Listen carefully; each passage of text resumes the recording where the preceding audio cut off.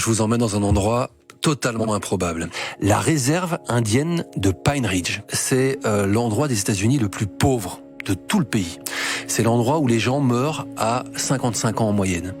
C'est l'endroit où il n'y a pas d'eau potable. C'est l'endroit où il n'y a pas de collecte de déchets.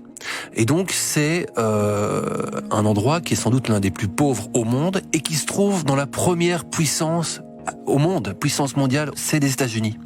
Et donc je me suis dit on va y aller. Et on a pris la route.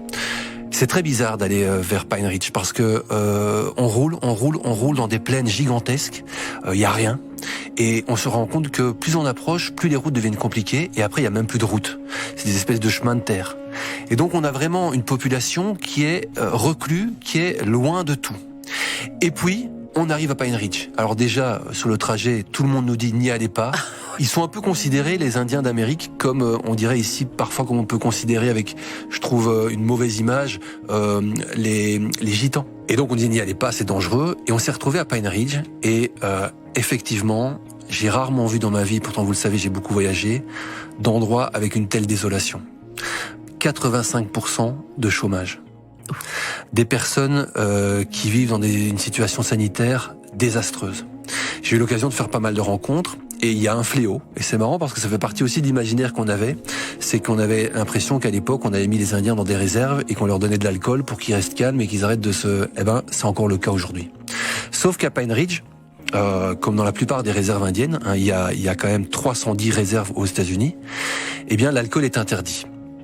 Ça n'empêche pas que la majorité des Amérindiens de cette réserve sont tous alcooliques. Alors qu'est-ce qu'ils font ? Ils boivent du désinfectant pour les mains. Ah, non. Ils boivent du bain de bouche. Et donc on est allé dans des petits supermarchés où les rayons de bain de bouche et de désinfectant pour les mains étaient vides. Donc c'est pas du tout de la science-fiction, c'est la réalité. Ils mettent ça dans une bouteille, ils rajoutent de l'eau chaude, ils secouent et ils boivent. Ils vont aussi, alors pour vous dire, c'est toute l'hypocrisie des États-Unis. Donc il y a cette réserve indienne qui est là où l'alcool est interdite. Et juste à l'extérieur de la réserve, il y a une petite ville qui s'appelle White Clay, qui est une ville d'une centaine d'habitants, qui était l'endroit aux États-Unis où se vendait le plus d'alcool de tout le territoire. La quantité d'alcool vendue par habitant était absolument gigantesque parce que tous les Indiens passaient la frontière et allaient prendre leur alcool là-bas. Qu'est-ce qui se passe ? Les autorités ont fermé cette ville, elle a été fermée. Les débits de boissons, les bars ont été fermés et du coup ils vont un peu plus loin. Donc ça n'a absolument pas résolu le problème de l'alcool. C'est vraiment un voyage qui a été totalement époustouflant, gênant parfois, parce que vraiment les gens, je vous dis, on est allé dans une famille où une dame, on la voit là à la photo, une dame vit avec ses 7 enfants, ses cousins, etc. C'est la seule à travailler et elle doit nourrir toute cette famille-là. On sent bien quand on est sur place que la plupart sont drogués ou il y a vraiment un fléau de ce qu'ils appellent la meth. Meth, c'est une nouvelle drogue de synthèse qui détruit tout. Donc ils prennent tous ça.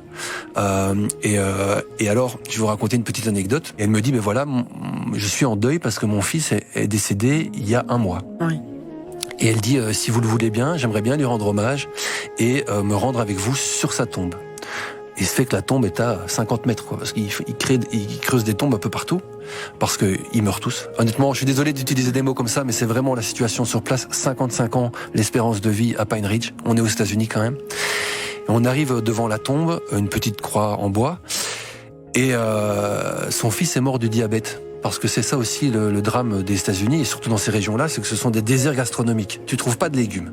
Nous, on a cherché, on ne trouve pas de légumes. Tout est conditionné, plastique, avec tous les conservateurs qu'on peut imaginer. Et donc, beaucoup de sucre. Ils mangent beaucoup de sucre, parce que tous les produits sont remplis de sucre. Et le fils est mort du diabète, donc consommation de sucre.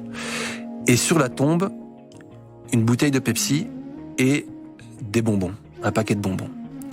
Et je dis, mais qu'est-ce que c'est ? Elle me dit, mais il adorait les sucreries et donc on lui fait une offrande. Donc imaginez l'ignorance aussi. Ouais, les gens meurent du diabète, mais on continue à offrir du sucre à des personnes décédées sans se rendre compte que c'est ça qui l'a tué. Mais eux peuvent sortir. Pourquoi est-ce qu'ils... Enfin, je sais pas, pourquoi est-ce qu'il n'y a pas de... Alors ça, c'est l'autre drame. Évidemment, il y a des Indiens qui ont quitté les réserves. Rien ne leur interdit d'aller vivre dans les grandes villes. Mais il faut savoir qu'il y a un grand racisme aux États-Unis. Et que c'est ça un peu toute l'hypocrisie et l'absurdité du système. C'est que ce sont les premiers Américains, ce sont les Amérindiens. C'était eux les premiers, c'est eux qu'on a chassés de leur propre terre. Et pourtant, c'est eux qui aujourd'hui subissent le plus de racisme. Faut savoir, quand on va là-bas dans le Dakota du Sud, que les Américains, les Blancs, c'est vraiment des cow-boys. Hein. Ils ont tous des armes à leur ceinture, ils se comportent comme des cow-boys. Alors, ne leur parlez pas de masques là-bas et de Covid. Hein. Les restaurants, ils sont pas fermés. Avec eux, hein, et donc, ça veut dire que les Indiens, quand ils sortent de leur réserve, ils se ressentent ce racisme. Et puis, il y a aussi un racisme à l'emploi. Et donc, ils sont un peu limités, en fait, dans leurs possibilités. Et puis, dans cette réserve, ils sont entre eux. Ils vivent pas ce racisme. Ils sont dans leur famille. C'est la terre de leurs ancêtres aussi. Ils sont très attachés à leurs ancêtres. Faut savoir qu'il y a Crazy Horse, qui est quand même un Amérindien très célèbre, qui a sa statue là-bas. Et ils sont vraiment très attachés à cette spiritualité, à leurs ancêtres. Et puis, ils ont beaucoup de mal à sortir. Donc, un véritable racisme. C'est donc le Pine Ridge. Pine Ridge, la réserve américaine, l'endroit le plus désœuvré, le plus pauvre, le plus triste des États-Unis. Et puis bientôt, ce sera leur reportage, vous pourrez découvrir.